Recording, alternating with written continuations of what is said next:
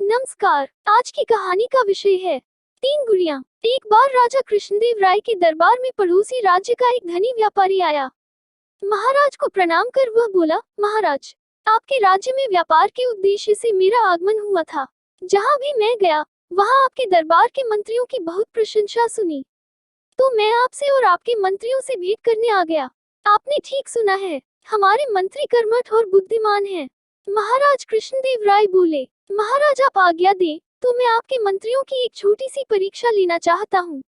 व्यापारी बोला। जब महाराज ने आज्ञा दे दी तब व्यापारी ने अपने थैले में से तीन गुड़ियां निकाली जो दिखने में एक सरीखी थी। उन्हें महाराज को देते हुए वह बोला, महाराज, ये तीनों गुड़ियां दिखने में एक जैसी हैं, लेकिन इन सब में एक एक अंतर है। आपके मंत्रियों को वही अंतर पता लगाना है। मैं 30 दिनों के उपरांत पुनः दरबार में उपस्थित होऊंगा। आशा है तब तक आपके मंत्रीगण इसका उत्तर ढूंढ लेंगे। इतना कहकर वह चला गया। महाराज ने वो तीनों गुड़ियां तेनालीराम को छोड़कर अपने हर मंत्री को 3-3 दिनों के लिए दी ताकि वे उनमें अंतर ढूंढ सके, लेकिन कोई भी मंत्री इसमें सफल नहीं हो पाया। महाराज ने स्वयं भी उन गुड़ियों में अंतर ढूंढने का प्रयास किया, लेकिन वे भी सफल न हो सके। ऐसे में उन्हें चिंता सताने लगी कि यदि व्यापारी वापस आया और उसे पता लगा कि हमारा कोई भी मंत्री उसके प्रश्न का उत्तर नहीं ढूंढ पाया है, तो ये राज्य के मंत्रियों के साथ साथ पूरे राज्य के लिए लज्जा की बात होगी। व्यापारी के आने में मात्र 3 दिन ही शेष रह गए थे। अब महाराज के पास अपने सबसे विश्वास पात्र तेनालीराम को बुलाने के अलावा कोई चारा शेष न था। उन्होंने तेनालीराम को बुलाया और उसे वह तीनों गुड़ियां देते हुए बोले, तेनालीराम, हमें लगा था कि व्यापारी की दी हुई इन 3 गुड़ियों में अंतर हमारे दरबार के मंत्री ही ढूंढ लेंगे, लेकिन ऐसा हो न सका। हम भी इसमें सफल न हो सके। अब तुम ही हमारी आखिरी आशा हो। हमें तुम पर पूर्ण विश्वास है कि तुम राज्य के सम्मान की रक्षा करोगे। तेनालीराम तीनों गुड़ियां लेकर घर चला गया। 2 दिनों तक बहुत देखने, समझने और सोचने के बाद भी उसे गुड़ियों में कोई अंतर समझ नहीं आया। तीसरे दिन भी वह सोचता रहा और शाम होते तक उसने वह अंतर ढूंढ लिया। रात में वह आराम से सोया और अगले दिन नियत समय पर दरबार पहुंच गया। वहां महाराज कृष्णदेव राय और सारे दरबारी उपस्थित थे, साथ ही पड़ोसी राज्य का व्यापारी भी। महाराज बोले, तेनालीराम, व्यापारी महाशय को तीनों गुड़ियों का अंतर बताओ। तेनालीराम अपने स्थान से उठ खड़ा हुआ और कहने लगा, महाराज, ये तीनों गुड़ियां दिखने में एक जैसी हैं, लेकिन इन सब में एक अंतर है जो इन्हें एक दूसरे से अलग करती है। पहली गुड़िया के एक कान और मुंह में छेद है, दूसरी गुड़िया के दोनों कान में छेद है, तीसरी गुड़िया के बस एक कान में छेद है।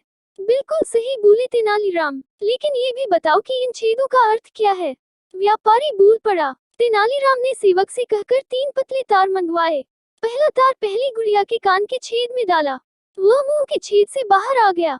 सबको ये दिखाते हुए तेनालीराम बोला, ये पहली गुड़िया जिसके एक कान और मुंह में छेद है, ऐसे व्यक्ति को दर्शाती है जिसे कोई गुप्त बात बताने पर वह उसे गुप्त न रखकर दूसरों को बता देता है। ऐसे व्यक्ति पर विश्वास नहीं किया जा सकता। फिर उसने दूसरी गुड़िया के कान के छेद में तार डाला, वह तार दूसरे कान के छेद से बाहर निकल आया। वह बोला, ये दूसरी गुड़िया जिसके दोनों कान में छेद है, ऐसे व्यक्ति को दर्शाती है जो किसी भी बात को एक कान से सुनता है और दूसरे से निकाल देता है। ऐसा व्यक्ति आपकी किसी बात को कोई महत्व नहीं देता। फिर उसने तीसरी गुड़िया के कान में तार डाला, वह तार उसके अंदर ही रहा। ये दिखाकर तेनालीराम बोला, ये तीसरी गुड़िया ऐसे व्यक्ति को दर्शाती है जो किसी भी गुप्त बात को अपने हृदय में छुपाकर रखता है। ऐसे व्यक्ति पर पूर्ण विश्वास किया जा सकता है। तेनालीराम का उत्तर सुनकर महाराज और व्यापारी प्रसन्न हो गए। उन्होंने उसकी बुद्धिमानी की दिल खोलकर प्रशंसा की और पुरस्कार भी दिए। तब तेनालीराम बोला, महाराज, मैंने आपको इन 3 गुड़ियों के चरित्र का एक अन्य वर्णन भी बताता हूँ।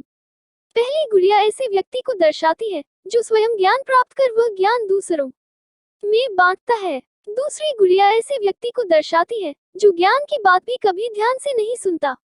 तीसरी गुड़िया ऐसे व्यक्ति को दर्शाती है जो स्वयं तो ज्ञान प्राप्त कर लेता है, लेकिन वह ज्ञान अपने भीतर ही छुपा कर रखता है और कभी दूसरों को नहीं बताता। ये वर्णन सुनकर व्यापारी कहता है, तेनालीराम, तुम्हारे बारे में जितना सुना था तुम उससे भी कहीं अधिक बुद्धिमान हो। व्यापारी महाराज कृष्णदेव राय से विदा लेकर चला जाता है। इस तरह तेनालीराम के कारण राज्य का सम्मान व्यापारी के सामने बच जाता है। अगर आपको वीडियो अच्छी लगी हो तो लाइक, सब्सक्राइब और शेयर करना ना भूलें। धन्यवाद।